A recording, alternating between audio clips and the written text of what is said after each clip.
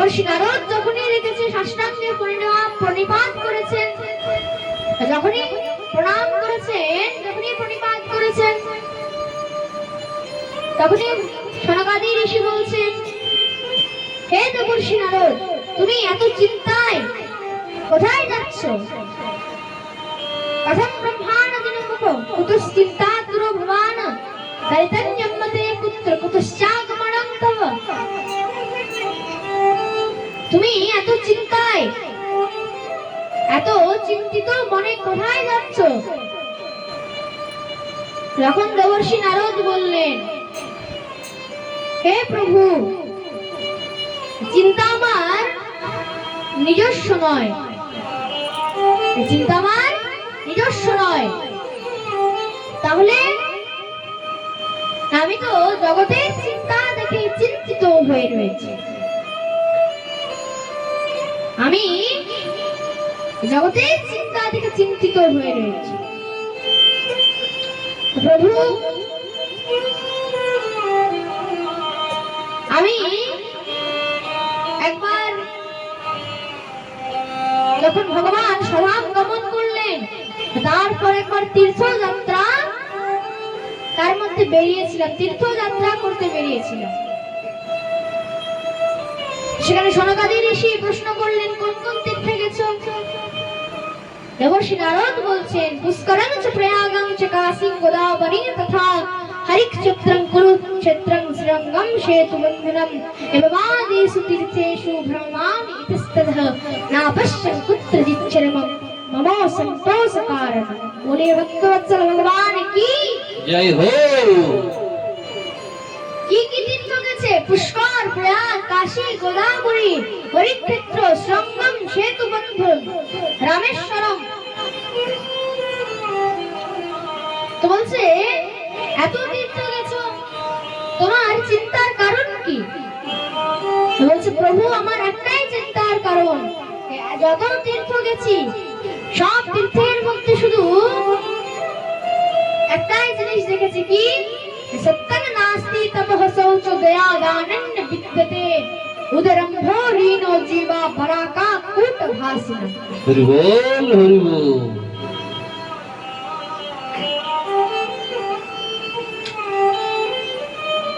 বলছে, প্রভু, আমি সব জায়গার মধ্যে শুধু একমাত্র মিথ্যার প্রশ্রয় নিতে দেখেছি মানুষকে। সেখানে মানুষ কখনো সত্য বলছে না, কথায় কথায় শুধু মিথ্যা বলে যাচ্ছে। আর আগেকার যখন মানুষকে বলা হতো, আচ্ছা তোমাকে কালকে সকালে উঠে, তোমাকে ঘুম থেকে উঠে একটা মিথ্যা কথা বলতে হবে। আগেকার মানুষের তখন মহারাজ রাতের বেলায় ঘুম হতো না, কেন? তাদের তো তখন মিথ্যা বলার অভ্যাসই ছিল না, কি মিথ্যা বলবে? আর এখনকার যদি মানুষকে বলা হয় তোমাকে কাল সকালে উঠে একটা সত্যি কথা বলতে হবে, তাহলে মহারাজ সেই মানুষের পুরো রাত ঘুম হয় না এখনকার। কেন? এখন মহারাজ কোন মানুষের সত্য বলার অভ্যাসই নেই, সবসময় সকাল হয় মিথ্যা দিয়ে, রাত হয় মিথ্যা দিয়ে।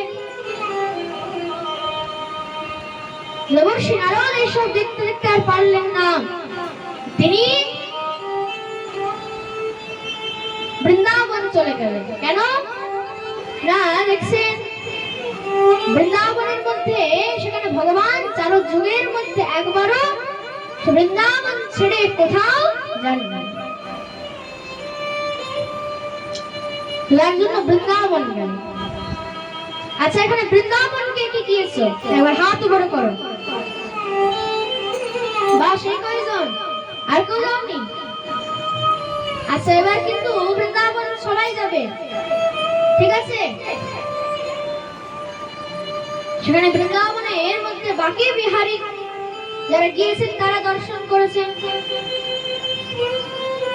বাকি বিহারীর এত সুন্দর দৃশ্য, সেই দৃশ্য দেখলে মহারাজ যে ভক্ত ছিল না সেও সেই দৃশ্যটি দেখে ভক্ত হয়ে যাবে। মানে সেই বিগ্রহের মধ্যে এমন সৌন্দর্য রয়েছে।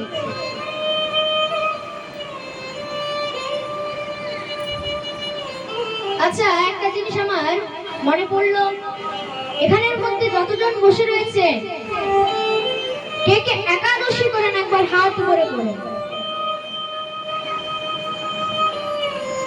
1 2 3 4 5। আর কেউ না?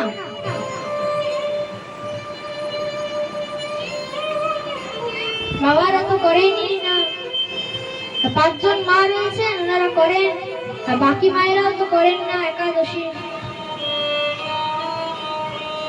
আচ্ছা, যারা করেন তাদের তো অতি মঙ্গল, যারা করেন না তাদেরও মঙ্গল হবে কখন? একাদশী শুরু করার পর থেকে। আচ্ছা, আমি বললাম এবার সবাই একাদশী করবে তো? করবে তো? কে কে একাদশী করবে একবার হাত উপরে করো তো। महाराज কেউ একাদশী করবেন? প্রেম সে বলো রাধে রাধে। রাধে রাধে।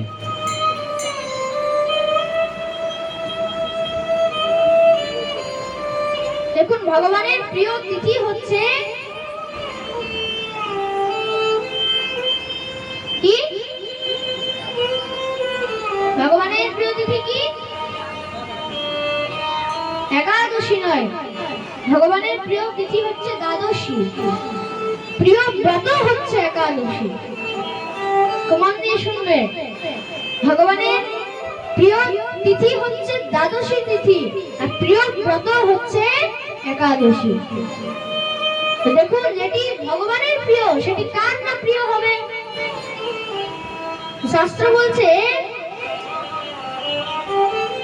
যে জীব একাদশী করে সে ভগবানের অত্যন্ত প্রিয় হয়ে যায়। এখানে মনে হয় কেউই ভগবানের প্রিয় হতে চায় না, ওই জন্য কেউ একাদশী করে না, তাই তো?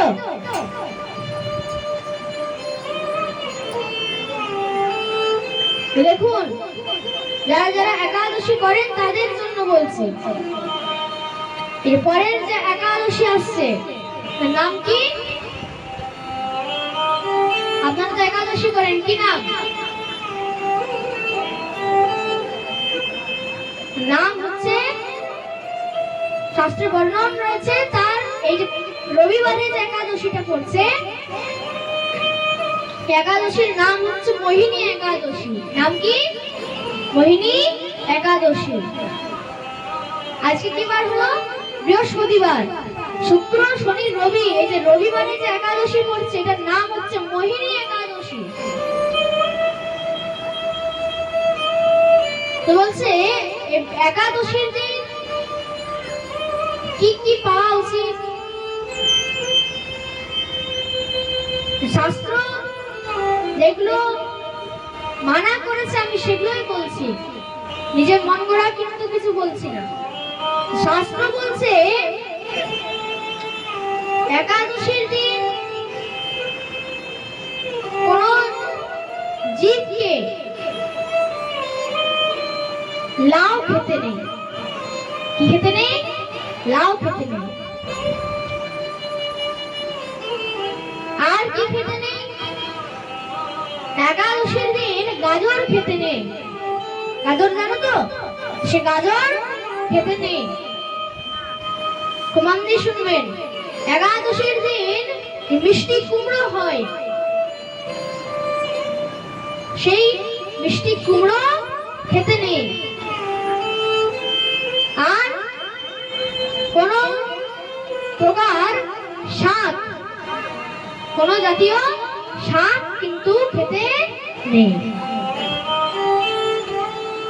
আর তারপরে তো মহারাজ অন্ন খেতে নেই। আচ্ছা, একাদশীর দিন কিন্তু অন্ন কেন খেতে নেই? ভগবান বলছেন একাদশীর দিন পুরো সংসারের মধ্যে যত পাপ রয়েছে একাদশীর দিন সমস্ত পাপ এই অন্নের মধ্যে প্রবেশ করে যায়। তো যেই জীব একাদশীর দিন অন্ন গ্রহণ করে তার মধ্যে কিন্তু সমস্ত পাপ চলে আসে।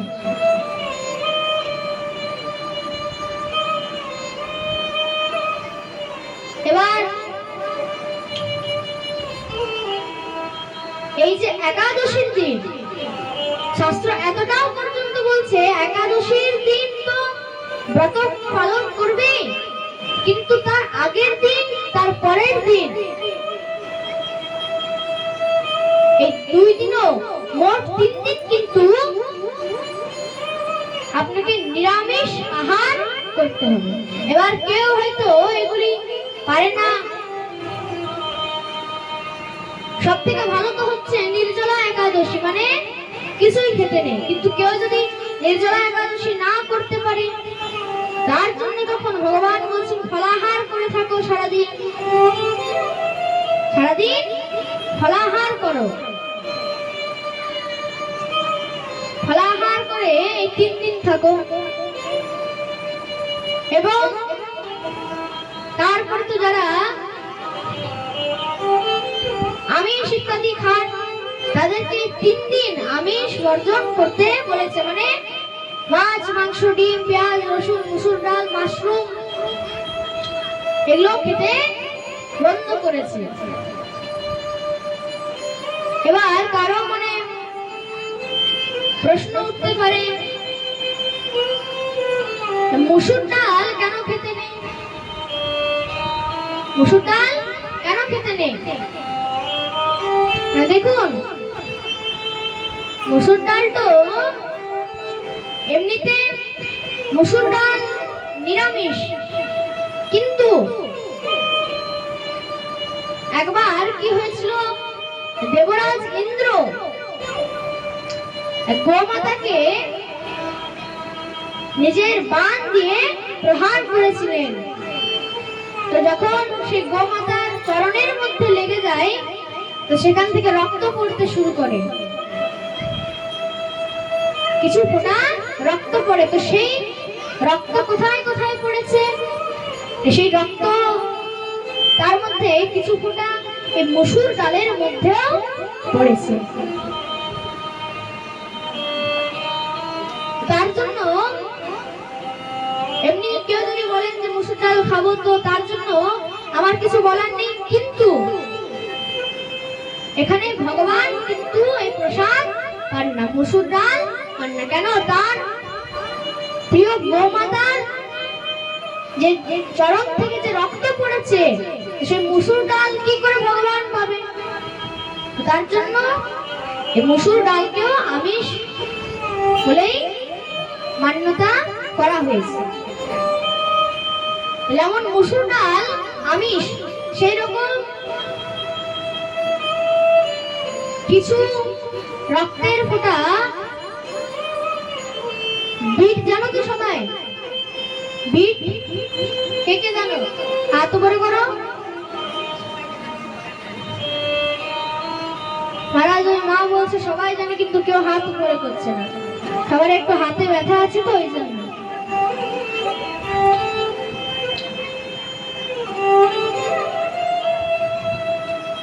তো সেই বিটের মধ্যেও কিন্তু কিছু ফোঁটা রক্ত পড়েছিল।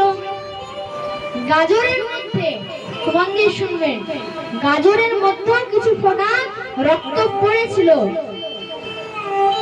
তার জন্য এইগুলো কিন্তু ভগবান পান না। আর কিসে পড়েছিল?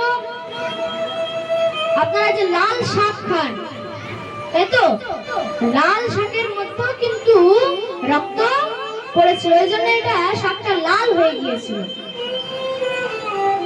বিটের মধ্যে পড়েছিল বলে বিটও লাল হয়ে গিয়েছিল। তার জন্য এগুলোকে ভগবান কখনো পান না। আর একাদশীর দিন কি করা উচিত? যে যতবার হরিনাম জপ করেন, কৃষ্ণ নাম জপ করেন, যে যতবার করেন তার থেকে অধিক হরিনাম জপ করবেন। যারা হরিনাম জপ করেন তাদের জন্য বলছি। কেউ 8 মালা করেন, তো একাদশীর দিন সে 12 মালা করবে। কেউ 16 মালা করেন, তো যে 16 মালা করেন সে চেষ্টা করবেন 32 মালা নাম করার। তো এইগুলো করলে কি হয় না, ভগবান আরো বেশি প্রসন্ন হয়। এবং মন দিয়ে শুনবেন, এই যে একাদশী, শাস্ত্র বলছে কেমন একাদশী করা উচিত। কেমন একাদশী করা উচিত? দুই প্রকারের একাদশী হয় তো, একটা হচ্ছে দশমী যুক্ত একাদশী, আরেকটা হচ্ছে দ্বাদশী যুক্ত একাদশী। তো শাস্ত্র বলছে যেটা দশমী যুক্ত একাদশী, সে দশমী যুক্ত একাদশীকে সবসময় পরিত্যাগ করো। যেটা দ্বাদশী যুক্ত একাদশী, সেটাকে সবসময়, সেই দ্বাদশী যুক্ত একাদশী সেই ব্রত পালন করা উচিত। কেন? ভগবানের প্রিয় তিথি হচ্ছে কি বললাম, দ্বাদশী। তার জন্য যেটা দ্বাদশী যুক্ত একাদশী সেটাই কিন্তু পালন করা উচিত।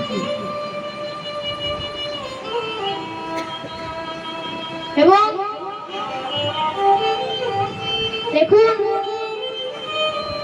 আজকের যে শ্রীমদ্ ভাগবত মহাপুরাণ জ্ঞান যজ্ঞ, ভাগবত তো কোনো ছোট বস্তু নয়। ভাগবত হচ্ছে স্বয়ং প্রত্যক্ষ কৃষ্ণ এবহি, স্বয়ং ভগবান শ্রী কৃষ্ণ। তার জন্য ভাগবত কে তো আর একদিনে 3 ঘন্টার মধ্যে আর বর্ণন করা যায় না। তাহলে ভাগবতকে কেউ বিস্তার রূপে শ্রবণ করতে চায়, তাহলে 7 দিন পর্যন্ত এই ভাগবত দিব্য শ্রবণ করতে হবে।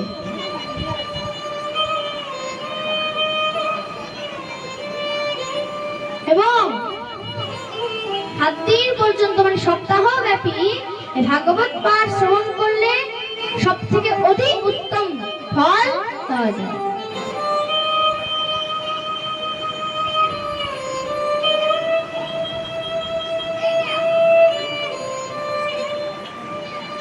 এবং এই যে, আচ্ছা ওখানে গোলমাল করছে, কিন্তু বাচ্চাটাকে চুপ করাও তো।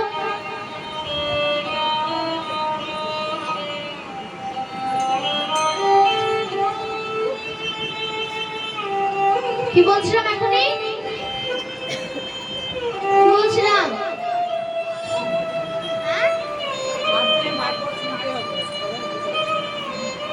মায়েরা খুব মন দিয়ে শ্রবণ করছেন, কিছু মা রয়েছেন যারা খুব মন দিয়ে শ্রবণ করছেন, আর কেউ কেউ রয়েছেন মহারাজ নাক ডাকছেন। তাদের জন্য একবার প্রেম সে বলো রাধে রাধে।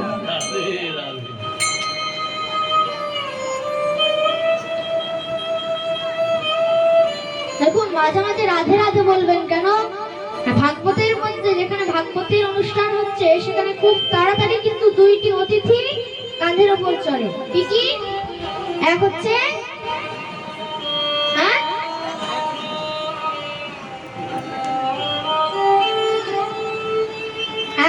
আলস্য, আর আরেক হচ্ছে নিদ্রা দেবী। দেখুন, যখনই ভাগবত হয় দেখবেন সেই ভাগবতের মধ্যে প্রথমে তো আলস্য চাপে, আর যখনই আলস্য চাপে তখন তার বোনকেও ডেকে নেই, নিদ্রা দেবীকে, চলে আয় বোন, জায়গা হয়ে গেছে। আর যখনই নিদ্রা দেবী কাঁধের উপর চেপে যায় তখনই মহারাজ নাক ডাকা শুরু করে যায়, তাই তো? তার জন্য মাঝে মাঝে রাধে রাধে বলতে হবে। যখনই দুটো হাত দুটো করে রাধে রাধে বলবেন তখন আবার সেই 2 অতিথি কান থেকে নেমে যাবে। সবাই দুটো হাত দুটো করে প্রেম সে বলো, জোরে জোরে বলুন, আরো জোরে। পাচ্ছি না। মায়েরা মনে হয় আজকে সকাল থেকে কিছু খায়নি। জোরে বলুন,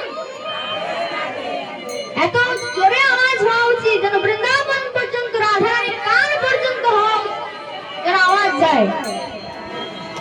সবাই যেন হাত উপরে করে, পেছনে যারা বাবারা রয়েছেন ভিআইপি চেয়ারে বসে রয়েছেন, সবাই যেন হাত উপরে করে জয় জয় শ্রী রাধে শ্যাম।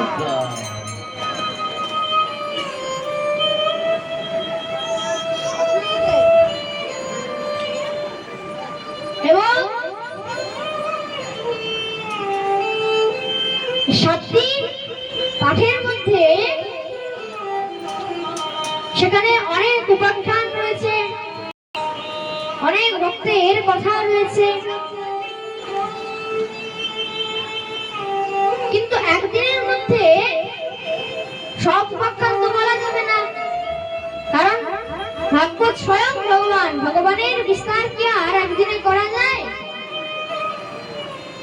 ভগবানের কিন্তু বিস্তার একদিনে করা যায় না। তার জন্য সনকাদি ঋষি এখানে দেবর্ষি নারদকে 7 দিন পর্যন্ত ভাগবত পাঠ করিয়েছিলেন।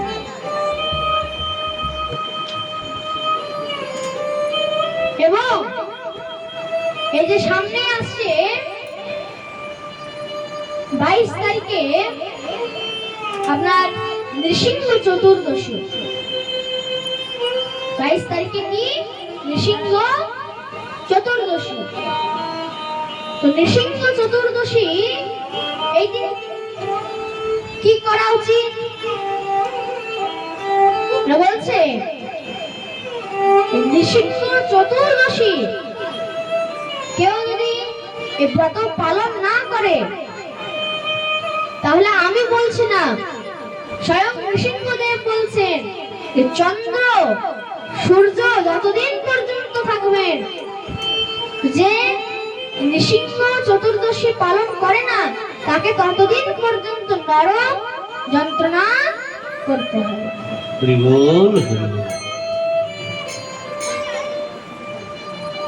এবং নৃসিংহদেব তার কাছে প্রথমে ব্রত করার আগে তার কাছে অনুমতি নিতে হয়, তার জন্য পূজা বিধি করতে হয়। এবং এই নৃসিংহ চতুর্দশীর দিন, তার আগের দিন এবং নৃসিংহ চতুর্দশীর পরের দিন, এবং 3 দিন কিন্তু সম্পূর্ণ আমিষ ইত্যাদি বর্জন করতে হবে।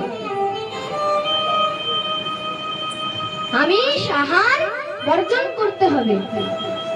এবং নৃসিংহ চতুর্দশীর দিন কোনো চা, কফি বা কোনো নেশা দ্রব্য ইত্যাদি এদিন ত্যাগ করতে হবে। এবং নৃসিংহ চতুর্দশীর দিন মাছ, মাংস, ডিম, পেঁয়াজ, রসুন, মাশরুম এবং কোন প্রকারের শাক কিন্তু এদিন বর্জন করতে হবে। এইভাবে বাড়িতেই সবাই নৃসিংহ চতুর্দশী করতে পারে। এবং আমি আগেও বলছি, এখনো বলছি, নৃসিংহদেব স্বয়ং বলেছেন যে আমার এই নৃসিংহ চতুর্দশী এই ব্রত পালন করে না, তাকে সূর্য চন্দ্র যতদিন পর্যন্ত রয়েছে তাকে ততদিন নরক ভোগ করতে হয়। বলি নৃসিংহ ভগবান কি জয় হো।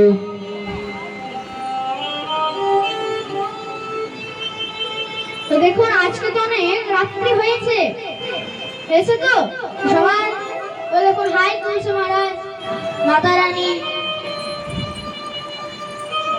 সবার হয়তো খুব ঘুমো পেয়েছে, তার কি বাড়াবো? সবার ভালো লাগছে তো? আর কার কার ভালো লাগছে না একবার হাত উপরে করো। কার কার ঘুম করেছে। প্রেম সে বলো রাধে রাধে।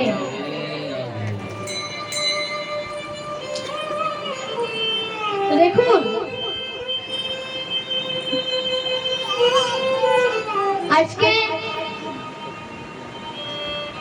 যিনি আজকে আমাদের মধ্যে নেই, তিনি হয়তো এখন স্বধাম গমন করেছেন, তার জন্য তার মঙ্গল কামনার্থে একবার সবাই আমার সঙ্গে প্রেম সে বলো রাধে রাধে। রাধে রাধে। যার নিমিত্তে এই ভাগবত কথা, এই সৎসঙ্গ আয়োজন করা হয়েছে, আমরা সবাই তার মঙ্গল কামনা করি, যেন তিনি একদম সদাম বৈকুণ্ঠে গমন করেন। ভগবান শ্রীকৃষ্ণ যেন তার প্রতিও কৃপা করেন এবং তার নিমিত্তে এত বড় ভাগবতের অনুষ্ঠান হচ্ছে। দেখুন শাস্ত্র বলছে এই সংসারের মধ্যে যে জীব ভাগবত শ্রবণ করবে, যে জীবিত আছে তাকে তো ছাড়ো, যে মারা গেছে মানে যে আত্মা প্রেত হয়ে গেছে, সেও যদি বসে বসে এই দিব্য ভাগবত পাঠ শ্রবণ করে, তারও কিন্তু উদ্ধার হয়ে যায়।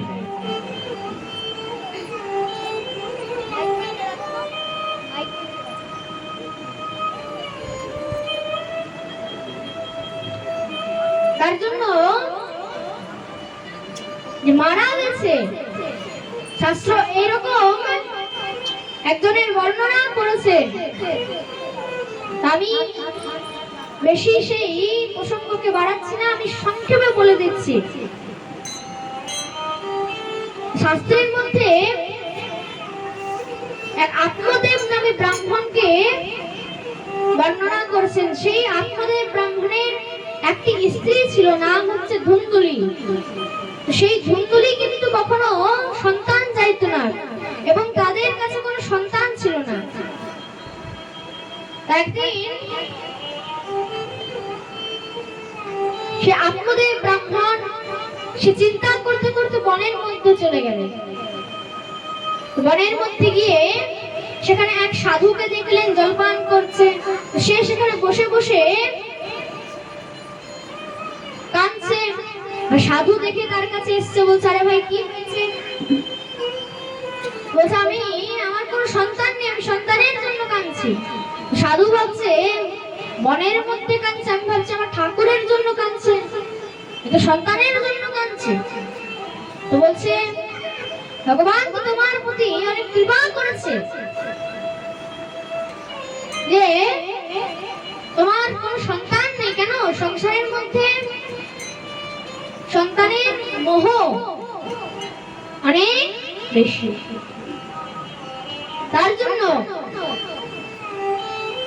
তোমার প্রতি ভগবান অনেক কৃপা করেছে, তোমার কোনো সন্তান হয়নি। আত্মদেব বলছে আপনি কি বুঝবেন সন্তানের যে কি আনন্দ, যখন সন্তান কোলের মধ্যে বাবা বাবা করে খেলে তখন কত সুন্দর লাগে, আপনি কি বুঝবেন সন্ন্যাসী মানুষ। এবার সেই সাধু বলছে দেখো আমি তো কিছু বলতে চাইছিলাম না, কিন্তু এবার বলেই দিচ্ছি, তোমার এই জন্মে তো নয়, তোমার আজ থেকে 7 জন্ম পর্যন্ত কোনো সন্তান নেই। তো বলে আমি এখানে বসে বসে কাঁদছিলাম, আপনাকে দেখে মনে হলো যে আপনি আমাকে কোনো সন্তান প্রদান করবেন। এখানে বসে দেখছি আপনি তো আমাকে যত দুঃখিত আমি ছিলাম তার থেকে আরো 7 গুণ দুঃখ আপনি বাড়িয়ে দিলেন। এই জন্মে আমি বসে বসে কাঁদছিলাম, আরো 7 জন্মে আপনি শুনিয়ে দিলেন। বলছে দেখো পুত্র মোহ কিন্তু খুব খারাপ। বলছে আপনি ওসব বাদ দেন, আমাকে কোন সন্তান প্রদান করুন, নাহলে আমি নিজের মাথা পাথরের মধ্যে পিটিয়ে পিটিয়ে মেরে দেবো। তো বলছে ঠিক আছে তুমি মরে যাও, আমার কিছু যায় আসে না, আমি যাচ্ছি। তো সঙ্গে সঙ্গে চরম ধরেছে, বলছে আমি তো মরবই, কিন্তু সঙ্গে সঙ্গে আপনাকে ব্রহ্ম হত্যার দোষ লাগিয়ে তবে গিয়ে মরবে। এবার যখন এটা বলেছে, সাধুর তো মহারাজ বিপি হাই হয়ে গেছে। আমি কি করলাম, আমি তো সুন্দর রাম রাম করে যাচ্ছিলাম, এবার কোথা থেকে চলে এলো, নিজে তো মরবে, আমাকেও ব্রহ্ম হত্যার দোষ লাগাবে। তো তিনি কি কাজ করলেন, তাকে উপদেশ দিলেন কি, দেখো যদি কারো ভালো সন্তান হয় তার থেকে সুখ কিন্তু আর কিছু নেই, কারো যদি কুপুত্র হয় তার থেকে দুঃখ আর কিছু। হরি বল হরি বল। বরমেক গুণী পুত্র নচ মূর্খ সতৈরপি একশ্চন্দ্র তমো হন্তি নচ তারা গণৈরপি। একটি জ্ঞানী পুত্র থাকা ভালো, কিন্তু শত মূর্খ পুত্র থাকাও ভালো নয়। কেন, আকাশের মধ্যে একটি চাঁদ পুরো আকাশকে আলোকিত করছে, আমাদেরকে আলো দিচ্ছে, কিন্তু এত কোটি কোটি নক্ষত্র রয়েছে, এত শত শত নক্ষত্র, এত শত শত তারা, কোটি কোটি নক্ষত্র, তারাও কিন্তু আমাদেরকে এত আলো, এত উত্তাপ দিতে পারছে না, কিন্তু একটি চাঁদ সেই আলো উত্তাপ প্রদান করছে। তার জন্য একটি সুপুত্র হওয়া ভালো, কিন্তু শত মূর্খ পুত্র হওয়াও ভালো নয়। তিনি কি করলেন, তার ঝোলার মধ্যে থেকে একটা আম তাকে দিলেন, বলছে যাও তুমি আম নিয়ে গিয়ে তোমার স্ত্রীকে খাইয়ে দেবে, 100% তোমার একটা পুত্র হলো। সে তো খুব আনন্দিত হয়ে বাড়ির মধ্যে গিয়েছে, আরে ও ধুন্দুলি জলদি এসো, জলদি এসো, তাড়াতাড়ি এসো, এদিকে এসো। তোরা ধুন্দুলি দৌড়ে গিয়েছে, যখনই দৌড়ে গিয়েছে সেখানে বলছে আরে কি হলো, বলছে দেখো তোমার জন্য আম এনেছি।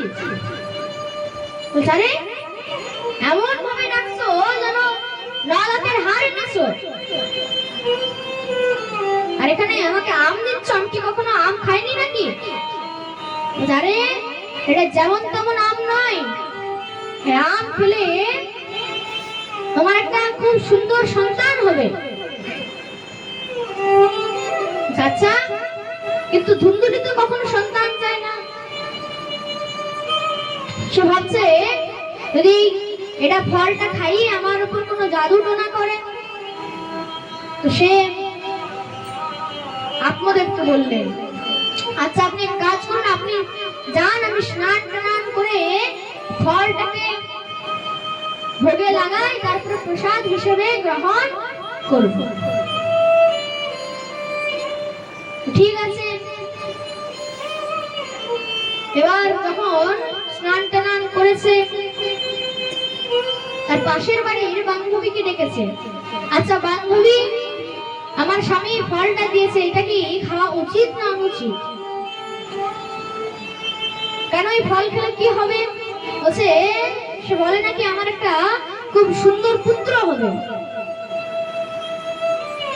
তো বলছে ঠিকই তো বলেছে, তোদের তো কোনো পুত্র সন্তান নেই, তো তুই যদি এটা এই ফলটা খেলে যদি তোর কোনো সন্তান হয় তাহলে তো ভালোই হবে, সেতে তুই ফলটা খেয়ে নে।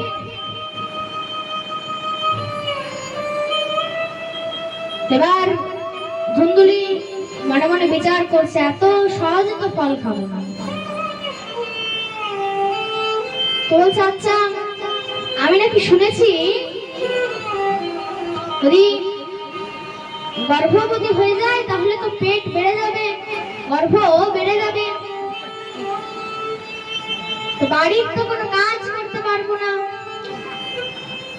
তো বলছে এক কাজ করবি, তোর ননদকে ডেকে নিবি।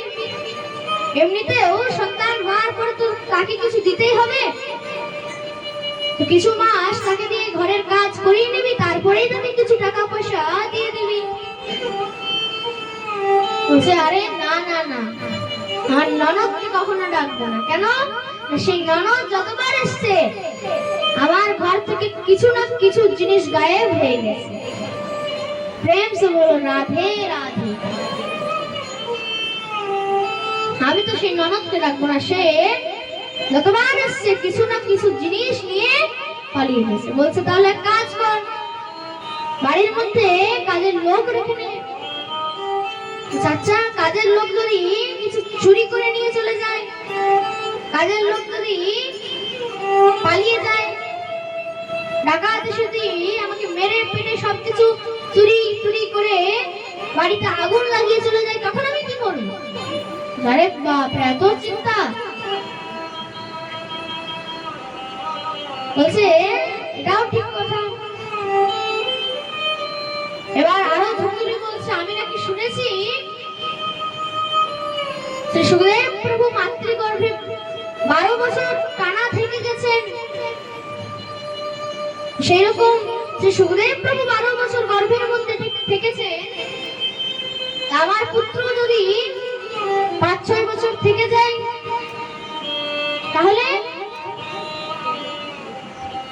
বলছে হ্যাঁ সেটাও ঠিক, কিন্তু ওইসব তো কিছু হবে না। বলছে আচ্ছা, আমি আরো কথা শুনেছি কি, যখন গর্ভ বড় হয়ে যায়, গর্ভের মধ্যে তো যে পুত্র হবে, যে সন্তান হবে, সন্তান যদি টেড়া মেঘা হয়ে যায় তখন কি করবো? আমার তো মৃত্যু হয়ে যাবে।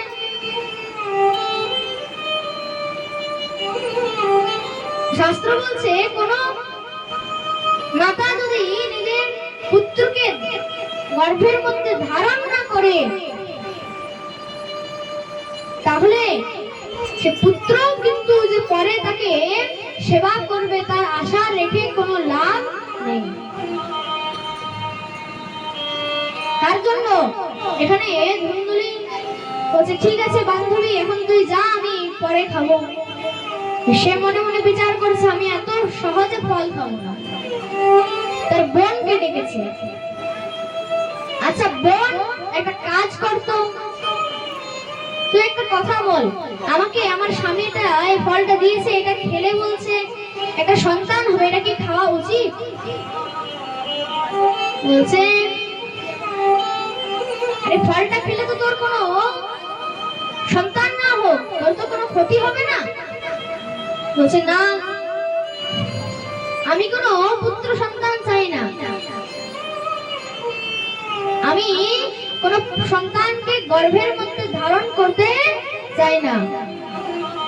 কেন? গর্ভের মধ্যে ধারণ করলে সৌন্দর্য নষ্ট হয়ে যাবে, পেট বেড়ে যাবে। তো বলছে ঠিক আছে, এক কাজ কর, তুই এই ফলটাকে তোদের যে গাভী রয়েছে সেই গাভীকে খাইয়ে দে, তাহলে এটা তো প্রমাণও হয়ে যাবে সেই ফলটা খেলে কি সত্যিকারের পুত্র হয়। মিথ্যা মিথ্যা বলছিল। আর পুত্র বলছে দেখ, তোর ঘরে খাওয়ার লোক নেই আর আমার ঘরে খাবার নেই, মানে আমার ঘরে আগে থেকে 6টা পুত্র হয়ে আছে আর সপ্তম গর্ভে আরেকটা সন্তান এসছে। আমি এক কাজ করব, যখন আমার সন্তান হবে আমি সেই সন্তান তোকে দিয়ে দেব, বদলে কিছু তুই টাকা দিয়ে দিস আমাকে, আমার স্বামী মেনে যাবে। ঠিক আছে, কিন্তু লোকে তো বুঝে যাবে যে আমার সন্তান নয় তোর সন্তান।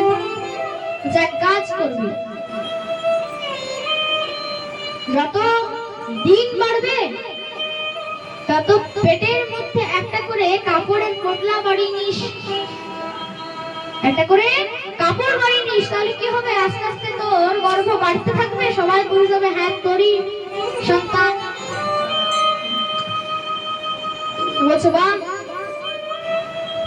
বোন হয়তো তোর মতো, সবকিছু একদম ক্লিয়ার করে দিলেন। তো বলছে ঠিক আছে। তো সেই আম ফলকে গাভীকে খাইয়ে দিয়েছে। আর আস্তে আস্তে কিছু মাস কেটে গেছে। তো গাভীর খুব সুন্দর একটা সন্তান হয়েছে। তার কানগুলো গরুর মতো, কিন্তু পুরো শরীরটা একদম মানুষের মতো। তো তার নাম হয়ে গেল গোকর্ণ। বলিয়ে গোকর্ণ যে মহারাজ কি জয় হো। আর তার যে ওই পুত্র, তার বোনের পুত্র হয়েছে, রাতের মধ্যে তাকে দিয়ে দিয়েছে, সে তাকে টাকা দিয়ে দিয়েছে, সকাল হতেই সব ছড়িয়ে গেছে, হ্যাঁ ধুন্দুলির পুত্র হয়েছে, পুত্র হয়েছে। এবার তার নামকরণ রাখা হবে। কি নাম রাখবে? ধুন্দুলি বলছে দাঁড়াও, আমার পুত্র আমি নাম রাখবো। আমার নাম হচ্ছে ধুন্দুলি, তো আমার পুত্রের নাম রাখবো ধুন্দুকারী। মানুষ যেন নাম শুনে বুঝে যায় হ্যাঁ অমুকের ছেলে।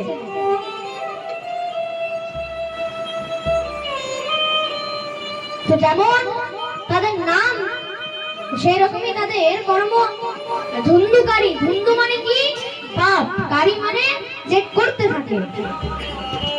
ধুন্দুকারী আস্তে আস্তে অনেক পাপ করছে। আর গোকর্ণ আস্তে আস্তে স্কুলে গিয়ে, বিদ্যালয়ে গিয়ে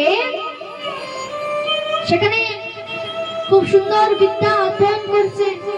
আর এই যে ধুন্দুকারী সব বই খাতা জ্বলিয়ে রেখে দিয়েছে। সমবয়সী কাউকে পেলে কুয়োর মধ্যে নিক্ষেপ করে দিচ্ছে। একদিন আত্মদেব বসে বসে চিন্তা করছে।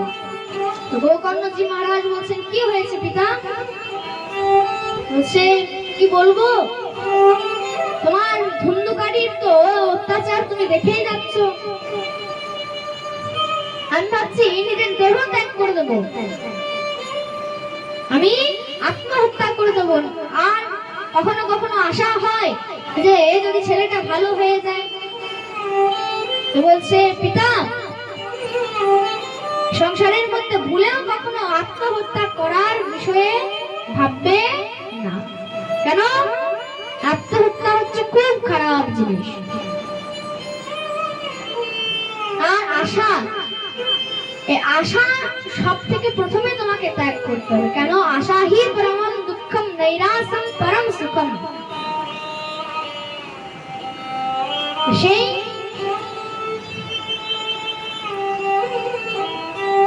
গোকর্ণজি মহারাজ আত্মদেবকে উপদেশ দিলেন যে তুমি বনে চলে যাও, সেখানে ভজন করো, সেখানে ঠাকুরের নাম চিন্তন করো। তো পুত্রের উপদেশে সে বনে চলে গেলেন। আর এদিকে গোকর্ণ দেখছেন আমাকেও এখানে থাকলে চলবে না। কেন? এখানে যদি আমি থাকি তাহলে এর তো এখন অনেক অত্যাচার বেড়ে গেছে, আমাকেও ছাড়বে না। তিনিও চলে গেলেন। তার জন্য যাহা দেখো ঘটপট উহা সে ভাগো ঝটপট। যেখানে একটু গড়বড় দেখবে সেখান থেকে তাড়াতাড়ি পালাবে। গোকর্ণজি মহারাজ পালিয়ে গেলেন। এদিকে একদিন রাতের মধ্যে ধুন্দুকারী তার মাকে কুয়োর মধ্যে ফেলে দিলেন, সেখানে তার মৃত্যু হয়ে গেল। তো বাচ্চা বেশ্যাকে এনে রেখেছে। তো তাদেরকে সমস্ত গয়না দানা লুটিয়ে দিলেন। একদিন তারা বিচার করছে যে একে তো সব সৈনিকগণ খুঁজতে বেরিয়েছে, ধুন্দুকারীকে যদি একবার পেয়ে যায় তাহলে আমাদেরকেও আর ছাড়বে না, আমাদেরকেও ধরে নিয়ে যাবে। কি করলেন? একদিন সে ঘুমাচ্ছে ধুন্দুকারী, তো তার মুখের মধ্যে কয়লা ঢুকিয়ে সেখানে তাকে মেরে দিলেন। যে পাঁচ বেশ্যা চলে গেছে। এবার ওই যে ধুন্দুকারী মরে গেছে, তো সে তো প্রেত হয়ে গেছে। তার খবর শুনেছে গোকর্ণজি মহারাজ। তিনি গয়ার মধ্যে শ্রাদ্ধ করলেন, পিণ্ডদান করলেন, তর্পণ করলেন, হবন করলেন, সেখানে হোম যজ্ঞ করলেন। এবার যখন ফিরে এসছেন ধুন্ধুকারীর মধ্যে বিশ্রাম নিচ্ছেন। যখনই চোখ বন্ধ করছে সামনে দেখছে একটা মহিষ দাঁড়িয়ে আছে। যখনই চোখ খুলছে কিছু নেই, চোখ মহারাজ বন্ধ করছে দেখছে একটা হাতি দাঁড়িয়ে আছে। চোখ খুলছে কিছু নেই, চোখ বন্ধ করছে সামনে দেখছে কুকুর দাঁড়িয়ে আছে। চোখ খুলছে কিছু নেই। বুঝে গেলেন কোন প্রেত আমাকে এরকম করছে। সঙ্গে সঙ্গে অভিমন্ত্রিত করে জল যখনই ছিটিয়েছেন প্রেত বলার সুযোগ পেয়েছে, আমি হচ্ছি তোমার ভ্রাতা ধুন্ধুকারী, আমি এখন প্রেত হয়ে গেছে, আমার উদ্ধারের ব্যবস্থা করো। গৌকর্ণজি মহারাজ বলেন আমি তো তোমার জন্য শ্রাদ্ধ পিণ্ডদান সব করেছি, বলছে তুমি 100টা শ্রাদ্ধ করলেও আমার উদ্ধার হবে না। তাহলে তিনি সূর্যদেবের উপাসনা করলেন। সূর্যদেব বললেন তুমি গ্রামের মধ্যে 7 দিনের দিব্য শ্রীমদ ভাগবত মহাপুরাণ জ্ঞান যজ্ঞ সপ্তাহ ব্যাপী অনুষ্ঠান করাও। 7 দিন পর্যন্ত যদি তোমার ভ্রাতা ধুন্ধুকারী ভাগবত পাঠ শ্রবণ করে তাহলে তোমার এই ধুন্ধুকারী যে প্রেত হয়ে গেছে মারা গেছে তার উদ্ধার হয়ে যাবে। তার জন্য শাস্ত্র বলছে যে এই পৃথিবীর মধ্যে যে আর নেই, যে মারা গেছে সেও যদি দিব্য 7 দিন পর্যন্ত শ্রীমদ ভাগবত পাঠ শ্রবণ করে তারও কিন্তু উদ্ধার হয়ে যায়, সেও কিন্তু সনাম গমন করে, একদম ভগবানের কাছে চলে যায়। তার জন্য তিনি 7 দিনের পাঠ শ্রবণ করলেন। দেখতে দেখতে ধুন্ধুকারী প্রেত রূপ বায়ু রূপ একটু হাওয়া দিলেই উড়ে যাচ্ছে। তো কি করলেন, সামনে একটা বাঁশ ছিল, বাঁশের মধ্যে তাকে রেখে দিলেন। এবার যখন 1 দিন হয়েছে, একটা গ্রন্থি ফেটে গেছে, 2 দিন হয়েছে, 2টো গ্রন্থি ফেটে গেছে, 3 দিন হয়েছে, 3টে গ্রন্থি ফেটে গেছে, এভাবে যখন 7 দিন পূর্ণ হয়েছে দেখতে দেখতে 7টি গ্রন্থি ফেটে গেছে। যখন 7টি গ্রন্থি ফেটে গেছে সবাই তো ভয় খেয়ে গিয়েছে। গৌকর্ণ বলছে কেউ ভয় খাবে না, এর মধ্যে ধুন্ধুকারী বসে রয়েছে। ধুন্ধুকারী এই 7 দিন একদম সম্পূর্ণ বিধিবৎ একদম নির্জলা থেকে সমস্ত নিয়ম নিষ্ঠা সম্পন্ন করে ভাগবত শ্রবণ করলেন বলে ভগবান শ্রীকৃষ্ণের পার্শ্বদগণ তার জন্য বিমান এনেছেন। দিব্য সেখানে ধুন্ধুকারী বিমানের মধ্যে চেপে তার উদ্ধার হয়ে গেল। আজকে আমাদেরও পাঠের অনেক সময় হয়েছে, তার জন্য আজকে আমরা ভাগবতের বিশ্রাম করব। আজকে ধুন্ধুকারী এবং গৌকর্ণ উপাখ্যানের সঙ্গে আজকে আমাদের এই দিব্য শ্রীমদ ভাগবত মহাপুরাণের দিব্য বিশ্রাম আমরা করব।